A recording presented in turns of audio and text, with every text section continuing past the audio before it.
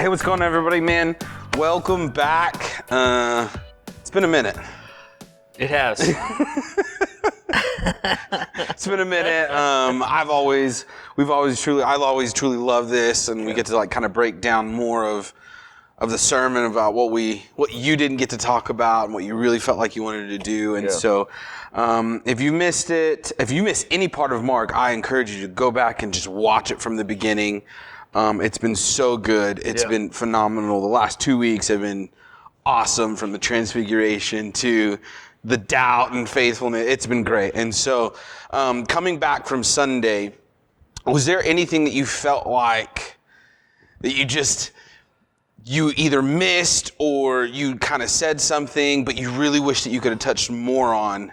Because there was a lot going on. Yeah. And it was so good. And so there was a lot going on happening in that moment. And so. Yeah. Well, there's something that I just cut out of the sermon. I just didn't talk about it at all, just for time's sake.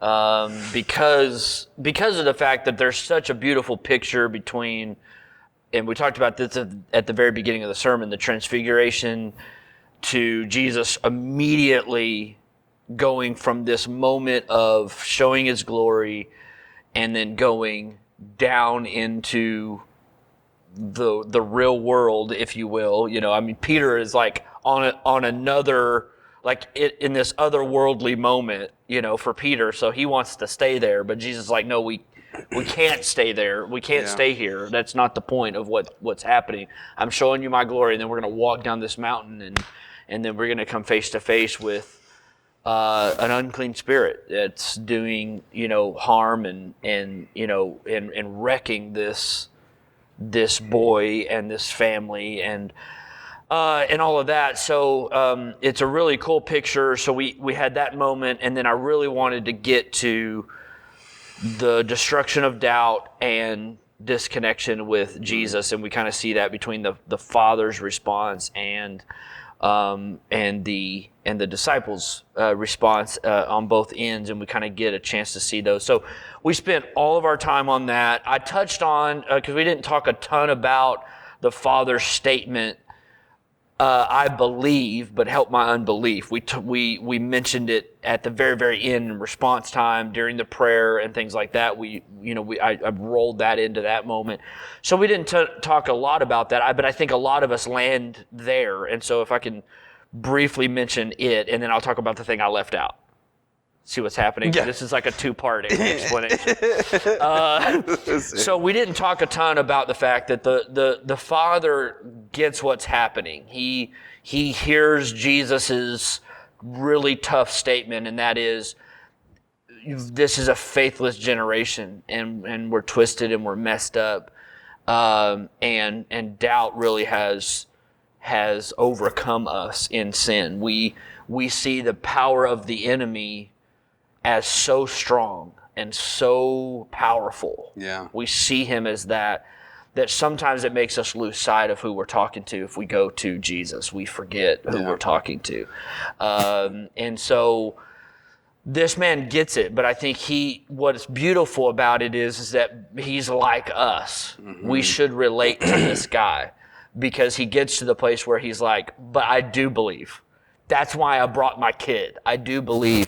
But I also understand that I have a lot of unbelief, and I'm really struggling with doubt, and I don't know what to do with that. And you're speaking so boldly to me, and so I recognize that I do believe, and I want to believe you more than I do, and I want to trust you more than I do. But I know that I don't 100%, and I know that there's so much gap in me in regard to my trust in you, you know, in your power and in your love for me. I know I doubt that so often, and I think most of us, you know, if somebody was here listening to the sermon, or if you went back and listened to it, or if somebody else is listening to it online and happens to come across the follow-up video and listens to this moment, I would just say that I encourage them to kind of grab that statement, because we didn't spend a ton of time on that really at all, and we could have. I mean, that really could have been the sermon. Like, look, we get into moments like that, but I think all of us relate to it, because we do. We get into moments like that, and we go, I want to believe him more than I do. Yeah. And I want to trust him more than I do. And I want to trust his love more than I do. I want to know his love more than I do. And so the reality is we can say, I do believe, but I've got a lot of unbelief and I need your help. And I think as Christians, sometimes we forget that the source of everything that's happening in us is not under our own ability and strength, but it is from Jesus. It's from the Spirit of God. So when we say things like, I believe, true belief doesn't come from within us, if that makes sense. It comes from the Holy Spirit, who then gets into us and moves out of, in and through us. That belief has to come from somewhere else other than us, and it has to come by way of the Holy Spirit. So even salvation, and we know this from the scriptures, even salvation can't come to the non-believer, to the unbeliever, to the person that's lost. Salvation can't even come without the Holy Spirit bringing about the belief and putting the faith in. The writer of Hebrews will say that he is the author of our faith. Mm-hmm. What does that mean? He's the one that writes the faith. He's the one, that's what it means. He is the one that brings the beginning of our faith and introduces us to faith and what it is. And so if that's the reality, because we read that, even the Hebrews text, we read that text and go, yeah, he's going to perfect our faith, but we forget it says the author.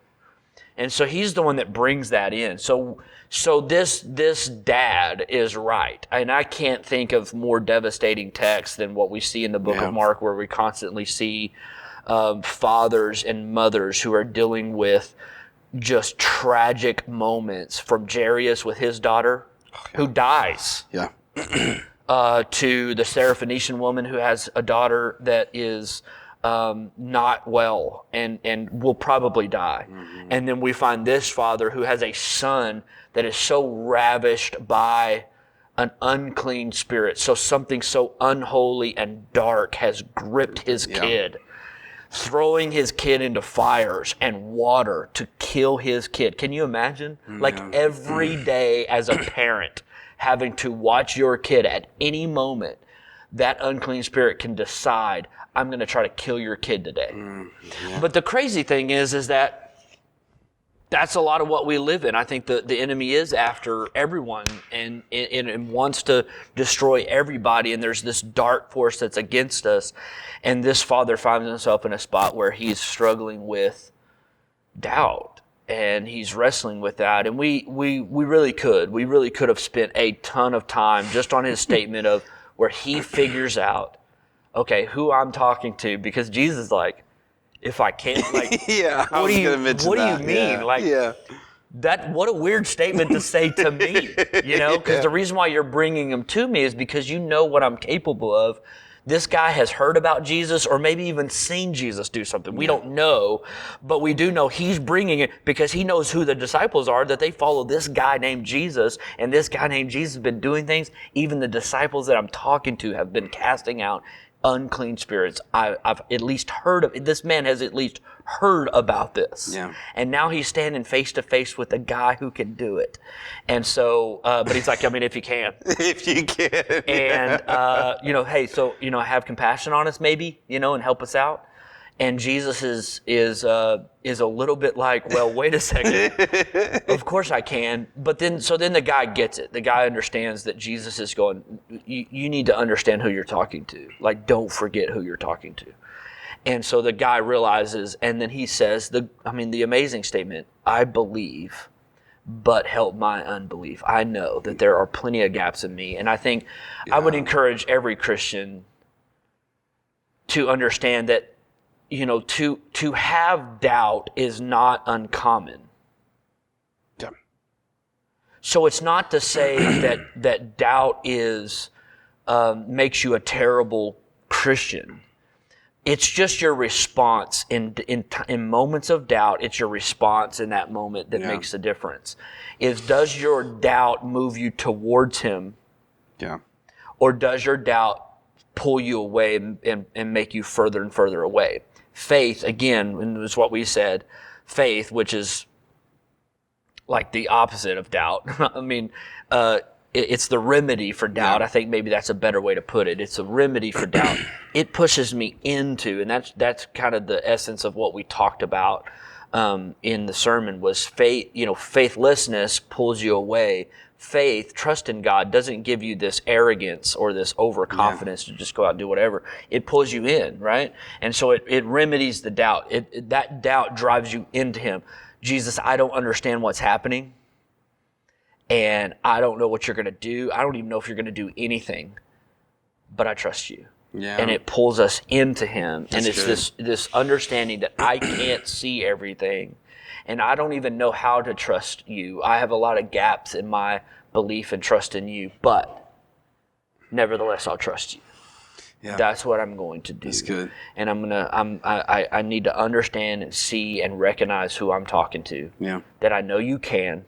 I know you have plenty of power, that there's nothing stronger than you, but I also know that you're motivated by compassion and love for the hurting, and I'm the hurting, so I know you love me, and I know you have compassion for me.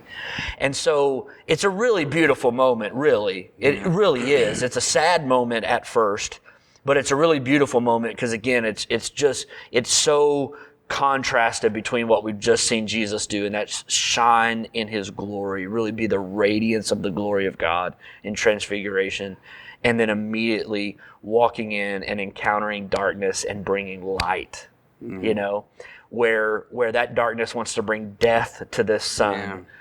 Jesus brings life. Everybody thinks he's dead when the moment's over, but Jesus is like, nah, take his hands, and he lifts them up, and he's set right again, And so Jesus is making all things right. The one thing that I left out actually is around that as well. We find out in the parallel text in Luke's version of this, and I want to be careful saying version because some people get all weird. Oh, so there's two different versions.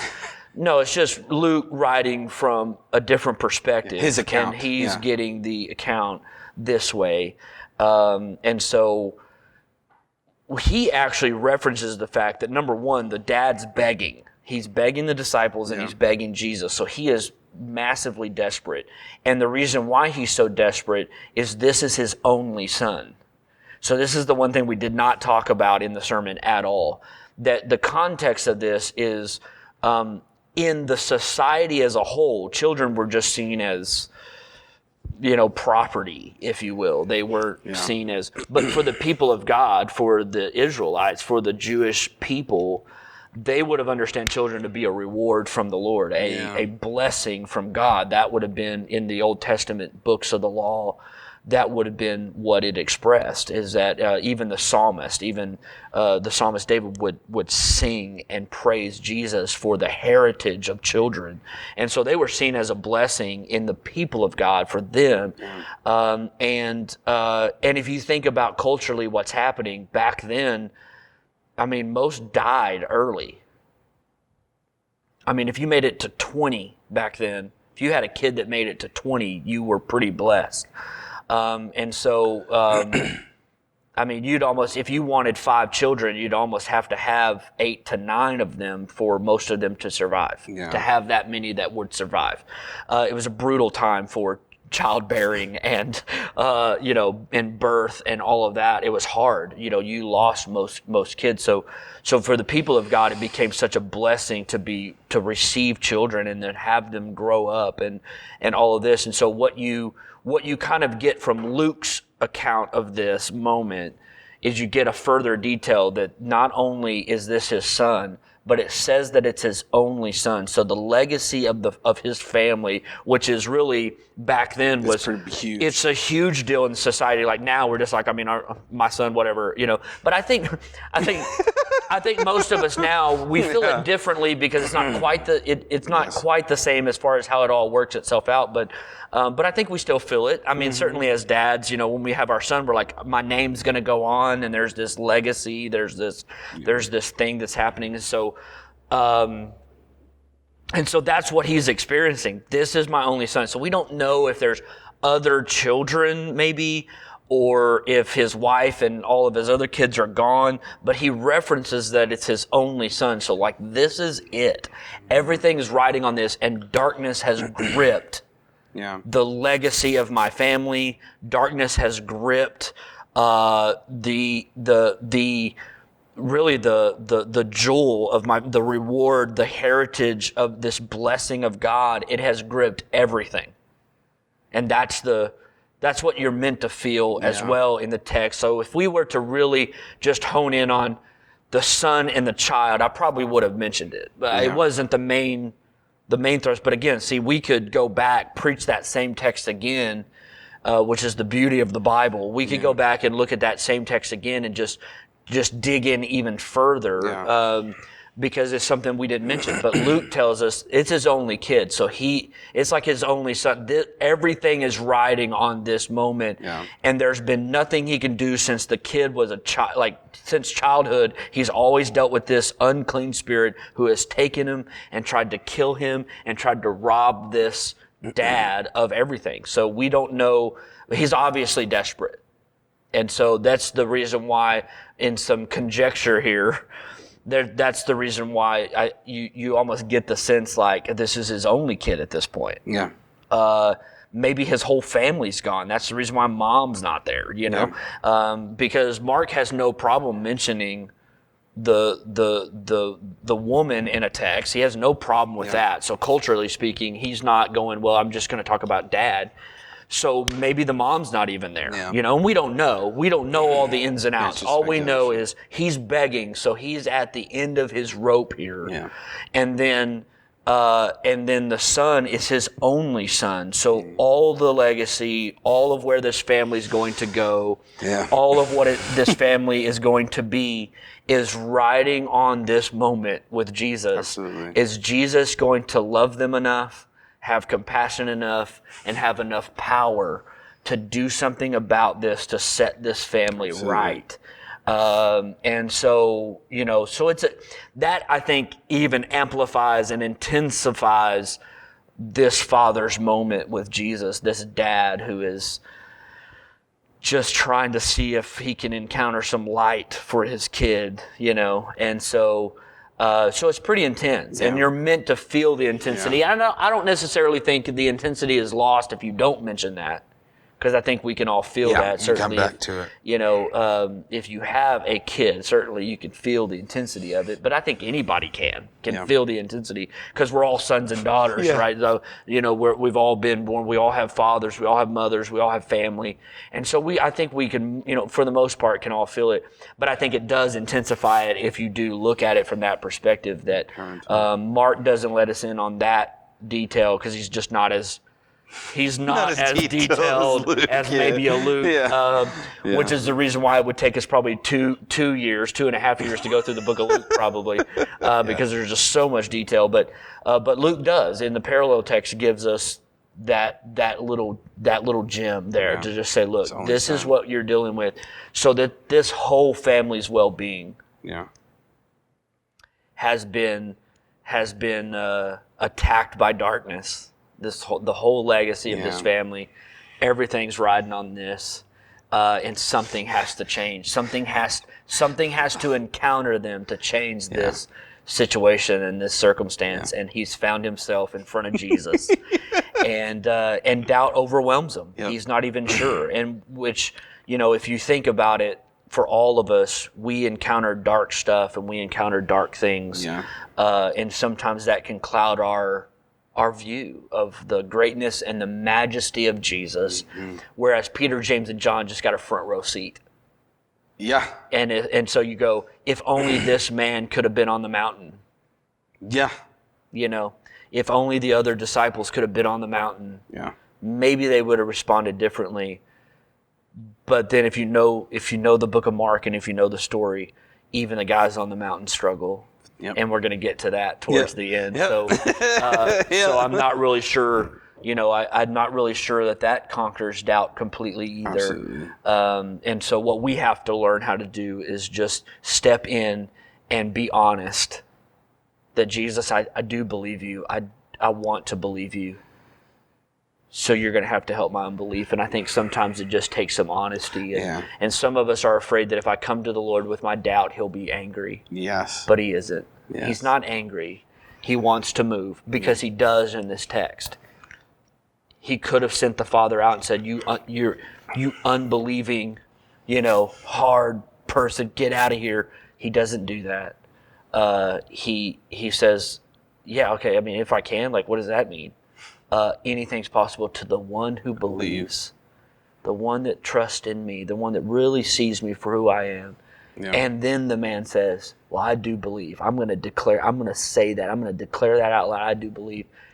I need you to help my unbelief because I know that I'm only a dude here standing in front of you. I know that I have plenty of doubts, plenty of struggles.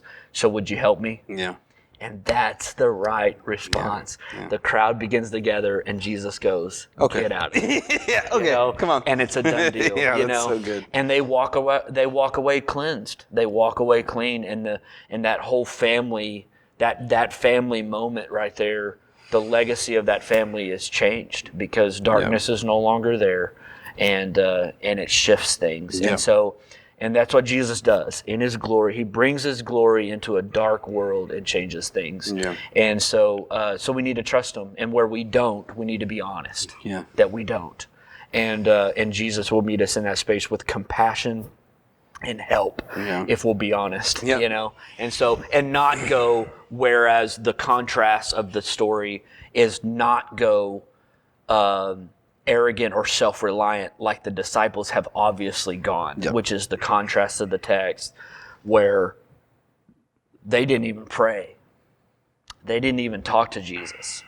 When they went to deal with darkness, they didn't connect with God at all. And that was the point of the text. So you almost see this real, that's the problem. If you don't connect with him, then there is no help, and there is no power, and there will be no healing. There will be no help. There will be nothing. You'll get out there, and you'll need the divine, and it won't be there. Yeah.